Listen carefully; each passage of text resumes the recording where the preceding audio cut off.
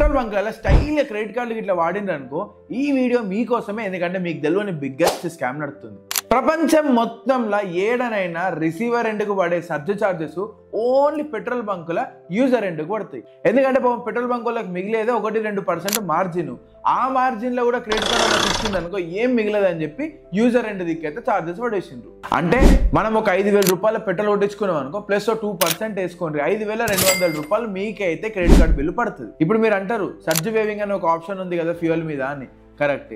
ఎంతమందికి ఎంత పర్సెంటేజ్ ఉంది మీకు తెలుసా? మనందరము ఫ్యూయల్ మీద పైసలు సేవ్ చేయాలని చెప్పి మంచి పెట్రోల్ బంకు డెన్సిటీ ఎక్కువ ఎత్తుక్కుంటాము. దాని తర్వాత క్రెడిట్ కార్డుతో కట్టి తెలివైన డిసిషన్ తీసుకున్నాం అనుకుంటాం. కానీ మనకు తెలియకుండానే మన మీద ఎక్స్ట్రా ఛార్జెస్ అనేవి పడుతున్నాయి. ఈ విషయం మీలో కొంతమందికి తెలిసే ఉంటుంది, కానీ తెలియని వాళ్ళు చాలా మంది ఉన్నారు. అండ్ నేనైతే మస్తు క్యూరియస్ ఉన్నా, మీరు ఎవ్రీ మంత్ మీ క్రెడిట్ కార్డు యూజ్ చేసి ఎంత ఫ్యూయల్ పంపుతారో ఖచ్చితంగా కమెంట్ చేయండి. ఒకవేళ పెట్రోల్ బంకులు చేసే స్కామ్ల గురించి తెలుసుకోవాలంటే వెంటనే ఫాలో కొట్టుర్రి మన నెక్స్ట్ వీడియో దాని గురించి.